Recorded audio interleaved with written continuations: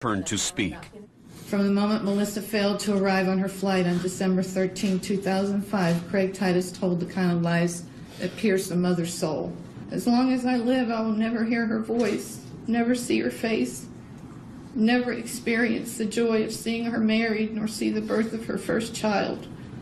All of the passages of Melissa's life are forever halted because Craig Titus and Kelly Ryan said so.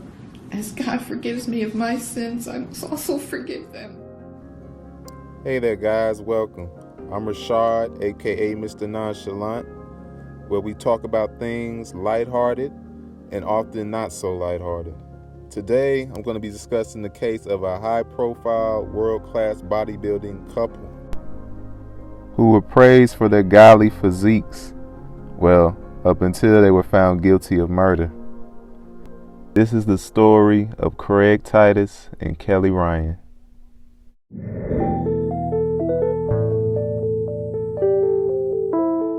Kelly Ryan, she was born in 1972. She grew up in Greenville, South Carolina. She was a gymnast and studied under a legendary coach named Bella Carolina.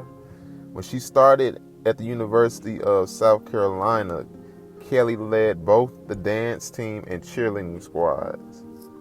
Kelly had been in the process of training to be a Los Angeles Lakers cheerleader when she saw a women's fitness competition on TV and became enamored by the bodybuilders. She immediately started training and was soon on stages competing. She became somewhat of a minor celebrity in the world of competitive fitness. At one competition, a bodybuilder named Craig Titus approached Kelly and asked her out. Sources say Craig Titus saw Kelly Ryan competing on stage in a fitness competition, and he knew from the moment he saw her that he was in love with her. Kelly repeatedly declined Craig's advances since he had a bit of a reputation. Supposedly, Craig had been arrested in the mid-90s for selling ecstasy, and then he had tested positive for steroids, in which he served time for in prison. Craig Michael Titus was born January 14, 1965 in Wyandotte, Michigan. Titus, he's born of French and Greek origin with a French mother and a Greek father, and lived most of his early life near Detroit, Michigan in a city called Riverview. He has a younger brother, Kevin, and a younger sister, Nicole. Titus played high school football but quit because he was too small. He also wrestled at 132 pounds. After graduation, Titus decided to put on some muscle by weight training. When Titus graduated from high school, he was 5'6" and 140 pounds. By the time he turned 21, he was 5'9" and 185 pounds. Once he started seeing good results from weight training, he decided to become a bodybuilder. Titus' first bodybuilding show was the 1988 Houston Bodybuilding Championships, in which he won the men's open middleweight class and the overall title. With Craig and Kelly both being superstars in the bodybuilding world, they cashed in on their successes doing articles, endorsing products, and earning money from coaching. The couple used their new financial success to buy a 3,000 square foot house with a gym, movie theater, and a garage full of expensive cars, including Kelly's prized red Jaguar that you'll hear about later on. They partied hard as well. According to one of Craig's friends, every time they would win, whether it would be an endorsement and or get paid, or they had to win a contest or a competition, they'd have a party. And these weren't regular parties. These were like sex parties, drug parties, etc. Kelly and Craig wanted to make sure that their income kept up with their lifestyle, so they looked for new businesses in which they could invest. They even took on a personal assistant to help them out, and her name was Melissa James. Melissa was an attractive dancer and choreographer from Panama City, Florida, who had met Kelly and Craig when she was helping out at a bodybuilding contest at Panama City Beach. During the competition, Craig and Melissa spent some physical time alone. Craig told Melissa that she could move out to Vegas to push her career. She quickly got caught up into the party lifestyle and started going out to Vegas on a regular basis, usually working as Kelly and Craig's assistant. Melissa often stayed with the couple, sleeping on their couch and eventually in her own room in their house. Now, it's been said that Craig Titus liked to go around and be with other women, so it would be no surprise that there was a kind of triangle between Melissa, Kelly, and Craig. Craig often hit on Melissa, and it made both her and Kelly uncomfortable. Finally, in 2003, she returned home to Florida and started up her own dance studio. But over the following 2 years, Melissa struggled. She had run-ins with the law over bad checks and credit card fraud. She had been involved in a drug-filled lifestyle in Vegas and was struggling to find her way out of it. In 2005, her dance studio went out of business, and Melissa turned to Craig and Kelly. Melissa then started working on Kelly and Craig's latest business venture, which was opening a fitness apparel store. While she was happy to be back on her feet, the problematic dynamic of living together with the couple continued. Can you imagine having two competitive women trying to compete for the attention of one bodybuilding guy? It seemed that Craig was just playing the pair off each other. In the early morning of December 14, 2005, a truck driver on a highway outside of Las Vegas passed by a red Jaguar, followed by a gray pickup truck. Both cars were traveling very fast and disappeared into the distance. Minutes later, the truck driver saw the pickup again, speeding back from the desert onto the highway headed the other way. Then the truck driver saw flames in the distant desert and called in the fire. A volunteer fire chief took the call and headed down to put out the small fire. Fire Chief Dick Draper said, "I moved some of the seat cushions, what was left of them there, and that's when I seen the red jacket and the arm." He immediately called the police, who found a body in the trunk wrapped in charred fabric.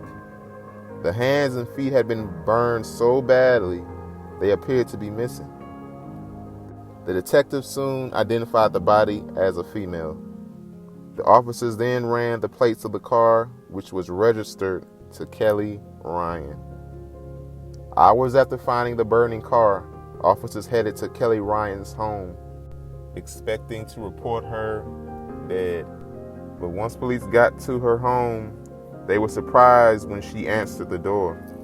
She told investigators she had been planning on calling the police to report that her car had been stolen. When detectives told her that her car had been found with a torched body in the trunk, she didn't seem fazed. Kelly informed police that Melissa was their live-in personal assistant who had left the previous day on bad terms. She said Melissa had been on drugs and there were some suspicious charges on their credit cards. After Kelly confronted Melissa about the charges, they told detectives they thought Melissa broke into their home and stole their car keys while they were sleeping. But they had no idea how she might have ended up dead in the trunk or who owned the gray pickup. A medical examiner identified Melissa, and the toxicology report revealed heroin and a synthetic opiate in her body. There was also evidence of ligature strangulation. The medical examiner, however, could not determine if she had died of an overdose or strangulation. Detectives learned that Craig had an affair with Melissa and that Craig and Kelly were involved with drugs. Despite their wild side and their relationship to Melissa, investigators could find any evidence to connect them to the murder. But they had a strong hunch about the couple, so they pulled phone records for Craig. He had called someone a dozen times the night of the murder, a fellow bodybuilder named Anthony Gross. On December 19th, Anthony came to the station with his attorney. Immediately, detectives were aware why he lawyered up. It was his gray pickup that had been seen on the highway. Anthony had received a call from Craig late at night asking for a favor. He followed them into the desert to ditch the Jaguar, not knowing what was in the truck. Anthony was also caught on video purchasing a small amount of gasoline in a gas can. Both the Jaguar and the pickup were seen on video, but police couldn't see Craig and Kelly in the car. Then detectives searched the couple's spending records and found transactions made at 3:30 a.m. that night. Kelly was seen on video purchasing a juice drink, a set of barbecue tools, and 7 bottles of lighter fluid. Craig and Kelly were then filmed in the parking lot, putting their purchases in the back seat, not the trunk. The investigators were also contacted by a couple, Megan and Jeremy Foley, who said they were close with Kelly and Craig. The Foleys said they were invited over for drinks on the evening in question. Craig told them that they had thrown Melissa out after discovering she had been stealing and using drugs, and he even showed them the bloody needles in her room. While Craig tried to build an alibi, Kelly told Megan that a fight had broken out between her and Melissa. The altercation became physical, and Craig had to step in and took the side of his wife, repeatedly body slamming Melissa to subdue her. Melissa continued to fight back until Craig put her in a chokehold. Terrified of what they had heard, the couple left Craig and Kelly's house shortly after. Before they left, Craig gave them a duffel bag he said he would recover from them a few days later. It contained duct tape and a taser.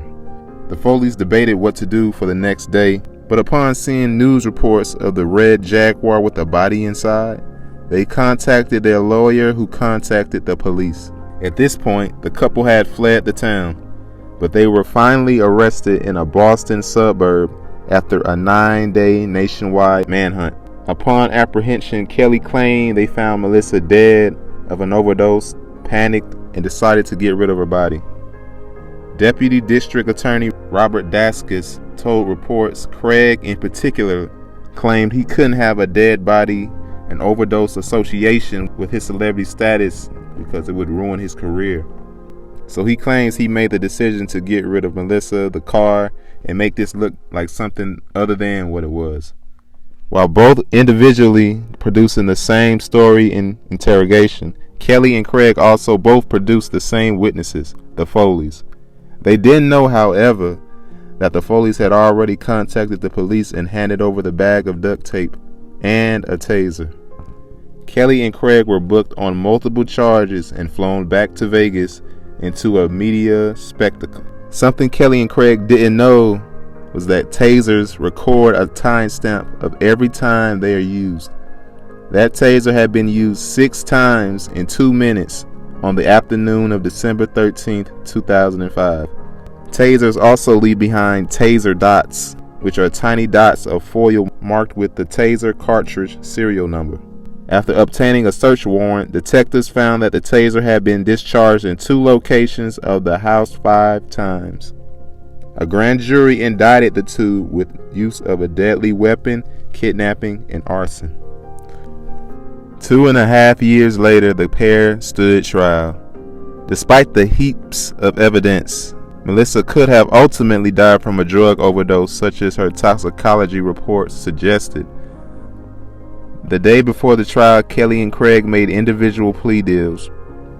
So the plan was, Craig pleads guilty to second-degree murder, arson, and kidnapping, while Kelly goes off easy, pleading guilty to battery and arson. But before he's sentenced, Craig tries to take it back by going on a local TV station to say he did not kill Melissa.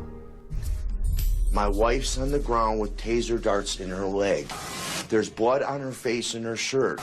Melissa's standing there with the gun in her hand.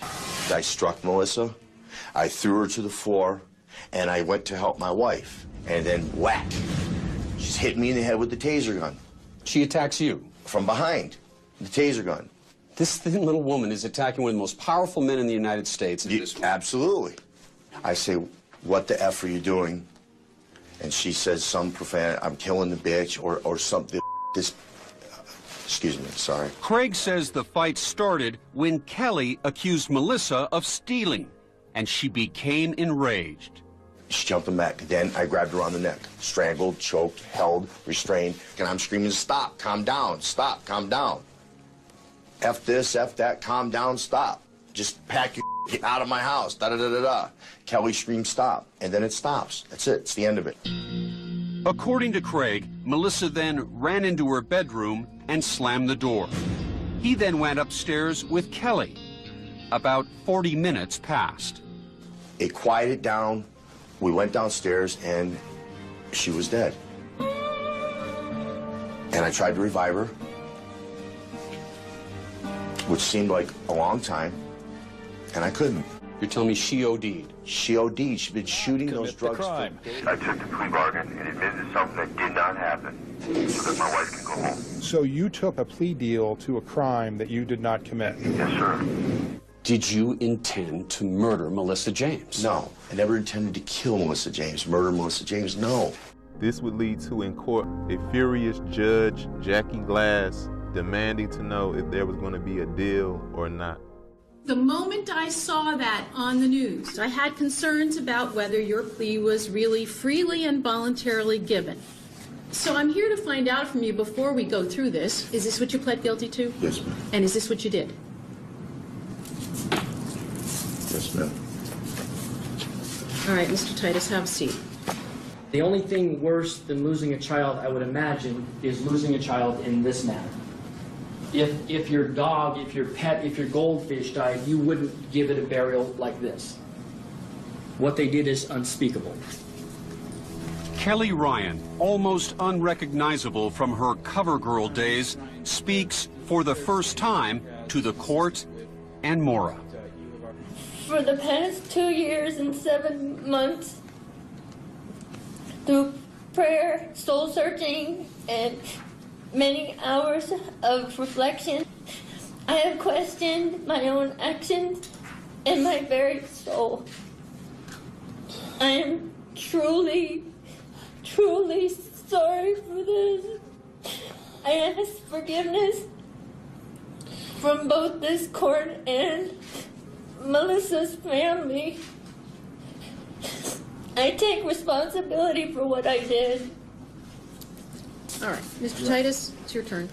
Legally, Craig Titus admits to murder, but personally, he refuses to accept true responsibility for his actions. I'm ashamed and I am sickened at my actions after Melissa passed away.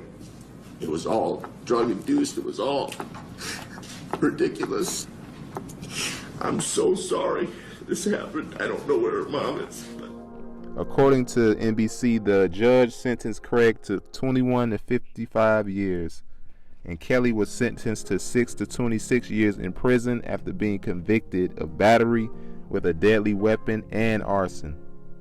Kelly divorced Craig while in prison, and on October 24th, 2017, she was released on parole. And that pretty much does it for this tragic case right here.